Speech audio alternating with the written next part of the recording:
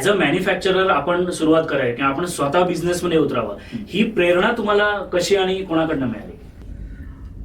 बघा, ऍक्च्युली ही मी तर स्वतः सेल्फ मोटिवेटेड आहे. हा, ओके, हा. म्हणजे ही प्रेरणा ही मला माझ्यातूनच मिळाली.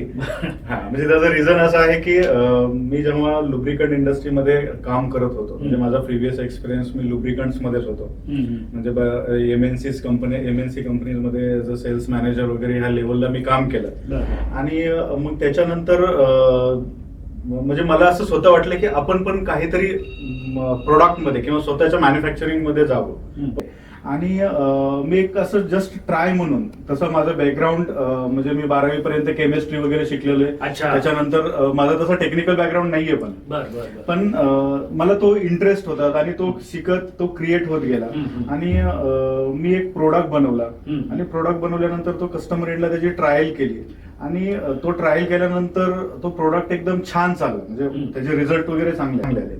मग ते जे म्हणतात ना किक बसणं, म्हणजे कुठली गोष्टीची तुम्हाला किक बसते, अशी जर किक ते मला जी बसली की मला आणखी इंटरेस्ट, म्हणजे ते माझी एक आवड होत गेली.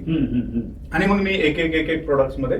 ओके, पण मग तेच विचारतोय की म्हणजे हे झालं तुमचं एका प्रोडक्टचं मार्केट रिसर्च आपण ज्याला म्हणतो, कारण प्लांट उभा करायचा म्हणल्यानंतर ती सोपी गोष्ट नसते, म्हणजे आजकालच्या काळात तर नाहीच आहे. तर तो मार्केट रिसर्चला तुम्ही सुरुवात कशी केली, कसा केला रिसर्च तो? मार्केट रिसर्च म्हणजे बघा, आता ऍक्च्युली मी मार्केटमध्ये म्हणजे सेल्समध्ये काम करत असल्यामुळं ऑलरेडी मला मार्केटबद्दल थोडीशी आयडिया होतीच. पण म्हणजे मी विचार असा केला की पुणे हे ऑटोमोटिव्ह इंडस्ट्रीचं हब आहे.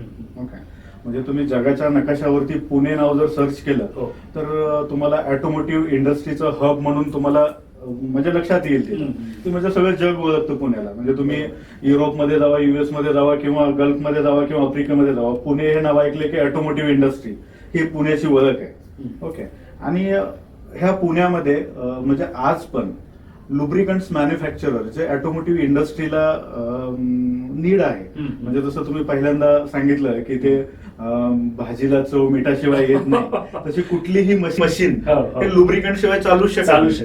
बरोबर, म्हणजे कुठल्याही मॅन्युफॅक्चरिंग इंडस्ट्रीमध्ये मशीन असतेच आणि ती मशीन लुब्रिकंट शिवाय चालू शकत नाही.